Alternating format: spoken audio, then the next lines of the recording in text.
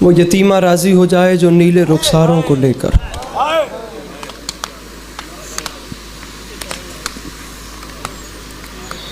وہ قیدن راضی ہو جائے جو زخمی سر کے ساتھ۔ خوشامد کی ضرورت نہیں ہے، کبھی ایسی نوبت ہی نہیں آئی، میرے مولا کا کرم رہا ہے، اوپر خدا ہے نیچے قبر ہے۔ یہ چند دن ہوئے ہیں کربلا سے واپس آئے ہوئے، وہ جو آخری فجر ہوتی ہے نا، جس کے بعد ہوٹل کی طرف جانا ہوتا ہے اور بیگ اٹھانے ہوتے ہیں اور گھروں کو لوٹنا، وہ آخری فجر ایسی ہوتی ہے کہ بندہ تعویذ زری کو سینے سے لگا کے کہتا ہے مولا میں آخری بار آیا، مولا مجھے ضرور بلا، یقین لے کے جاتا ہے مولا مجھے واپس آنا ہے، آپ نے مجھے بلانا ہے۔ آخری سلام کے بعد ظاہر کی حالت، میں اکثر سارے الکمی سے گزروں نا، یا وہ دوسری روڈ جو گزر رہی ہے اس سے گزروں، میں باخدا ذل بھائی یہ دیکھتا ہوں کہ جو آگے سے آ رہے ہیں ان کی کیفیت کیا ہے۔ ان میں کئی ایسے ہوتے ہیں جو واپس جا رہے ہوتے ہیں، اور میں سوچتا ہوں کہ کچھ دن، ایک دن دو دن کے بعد میں نے بھی ایسے ہی ٹوٹ کے واپس آنا۔ آپ یقین کیجئے آخری سلام ایسا ہوتا ہے کہ ظاہر چلتا ہوٹل کی طرف ہے، دیکھتا حرم کی طرف، ایک نظر حسین کا روضہ، ایک نظر غریب کے روضے کا گنبد۔ سمجھ نہیں آتی 1400 سال کے بعد جس زائر نے امام حسین کو دیکھا نہیں، اس کے لیے مولا کی قبر چھوڑنا اتنا مشکل ہے۔ قسمت اس بہن کی جو بے کفن لاش دھوپ میں چھوڑ کے چلی۔ اگر آپ کو کربلا میں 40 چہلم آتا ہے، پاکستان میں بھی تو اور بات ہے، اگر قسمت سنورتی ہے اور آپ کربلا جاتے ہیں، تو جب آپ کربلا سے واپس آ رہے ہو نا، تو ایک نوحہ ہے ذل بھائی کا، انہوں نے پڑھا ہے تو پرانا نوحہ ہے غالباً، ریکارڈ انہوں نے بھی کیا ہے۔ میرے مولا گواہ ہیں، میں نہیں بتا سکتا میں کتنی دیر حرم ابی الفضل العباس میں بیٹھ کے روتا رہا۔ چہلوں میں شاہ زماں ختم ہوا الوداع،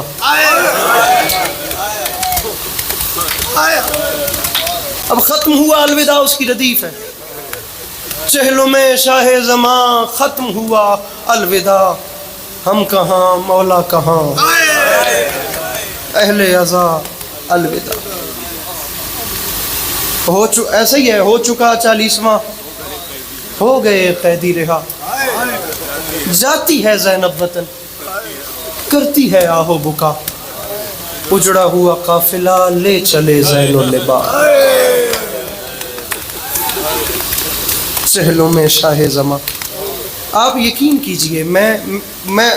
ممبر پہ کھڑا ہوں، میری زبان میرے جذبات جو ہیں ان کا ساتھ نہیں دے رہی، میری ٹانگوں میں جان ختم ہو گئی، مجھ میں اٹھنے کی ہمت نہیں تھی، میں نے اتنے درد میں وہ نوا، پھر میں نے باہر آیا، میں باقاعدہ میں نے ان سے کال پہ بات کی، میں چلتا رہا ہوں، بندے جیسے جیسے حرم سے نکلتے ہیں ہوٹل کی طرف آتے ہیں طبیعت برقرار ہو جاتی ہے، ذرا گریہ تھم جاتا ہے۔ میں یقین کیجئے میں باہر روڈ پہ کتنی دیر چلتا رہا ہوں، میرے کانوں میں ایئر بڈس پہ نوحہ لگا رہا، میں ہوٹل کے باہر پتہ نہیں کتنی دیر میں واک کرتا رہا ہوں، میں روتا رہا ہوں کربلا کی گلیوں میں کہ وقت ختم ہو گیا، میں واپس جا رہا ہوں، اس سال کا 40 بھی گزر گیا، اگلے سال کس نے دیکھا ہے، اگلے سال تک زندگی ہے نہیں ہے، پتہ نہیں ہم غریب کو رو سکے ہیں نہیں رو سکے، ہم کربلا سے جا رہے ہیں، پھر پتہ نہیں کب یہ جنت ہمیں دیکھنا نصیب ہو۔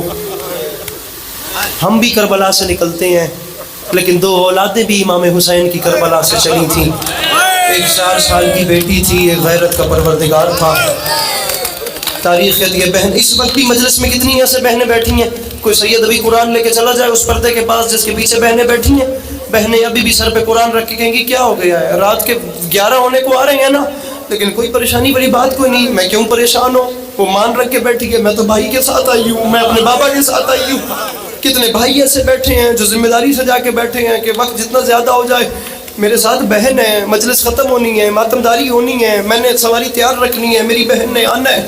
میں نے بہن کو ساتھ بٹھانا ہے، مجھے بہن نے کہنا ہے بھیا گھر لے چلو، حالات اچھے نہیں ہیں، میں نے بہن کو گھر کے پردے کے اندر پہنچانا ہے، نہیں سمجھ میں آئی ابھی بات، بہنیں بھی بیٹھی ہیں، بھائی بھی بیٹھے ہیں، بہن بھائی گھر سے نکلے ہو نا، گھر سے باہر مجلس کے لیے رکھو میرے سر پہ قرآن۔ تاریخ کہتی ہے 2 بہن بھائی جو کربلا سے بچ گئے اور شام کے سفر پہ نکلے، پڑھ دوں جملہ،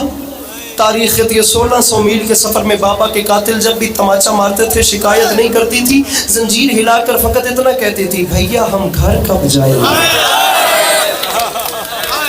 اپنی آوازیں بلند کیجئے میرے بھائیو، آوازیں بلند کیجئے میرے بھائیو۔ بہن کہہ رہی ہے بھیا سکینہ تھک گئی ہے، بھیا گھر کب آئے گا؟ تاریخ کہتی ہے جب بہن کے سوال کا جواب نہیں ہوتا تھا امام رو کے فرماتے تھے اماں زینب پھوپھی اماں دعا کیجئے اب آپ کے سجاد کو موت آ جائے، سر اٹھا کر مجھے دیکھیے، تھکیے مت،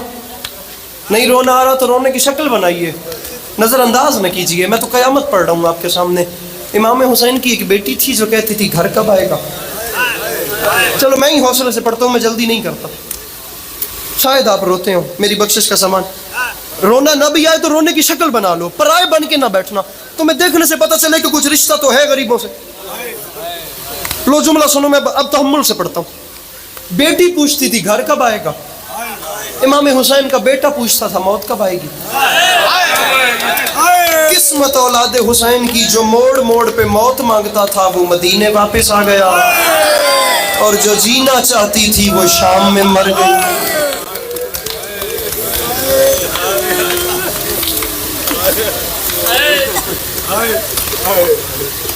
کوئی چھوٹی قربانی نہیں ہے جناب سکینہ،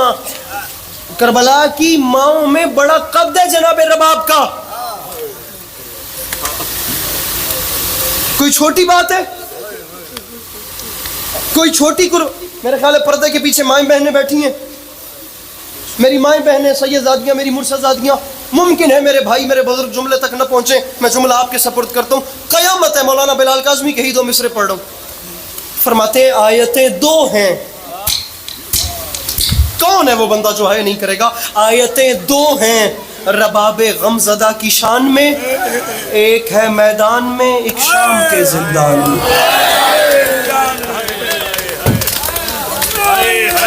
یا علی یا علی۔ ذلے بھائی شعر دیکھیے، اب شعر کس کا ہے میں نہیں جانتا، یہ لاہور کے ساتھ ہے چونیا ایک شہر، وہاں کے بزرگ ترین ذاکر تھے، مرحوم ہو گئے، خدا ان کی قبر کو ٹھنڈک دے، قبلہ علی جعفر علوی مرحوم، آپ یقین کیجئے وہ پڑھا کرتے تھے یہ شعر، اور اس میں قیامت ہے۔ میں پھر کہہ رہا ہوں شاید یہ مرد نہ سمجھ سکے، میرے بھائیوں جب گھر جانا تو ماں سے پوچھنا، ورنہ میری وہ بہنیں جن کی جھولیوں میں اولاد ہے ان بہنوں سے پوچھنا اس شعر میں کیا قیامت ہے۔ چھوٹی اولاد جن جھولیوں میں پل رہی ہوگی وہ بہنیں ٹوٹ کے روئیں گی۔ علی جعفر علوی مرحوم فرمایا کرتے تھے نہ جانے کس خیال میں کھو جاتی ہے رباب،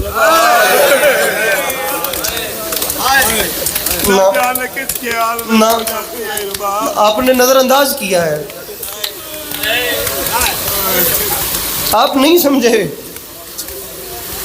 گھر جا کے ایک ماں سے پوچھنا اس شعر میں کیا درد ہے، نہ جانے کس خیال میں کھو جاتی ہے رباب، خالی جھلانے لگتی ہے جھولا کبھی کبھی۔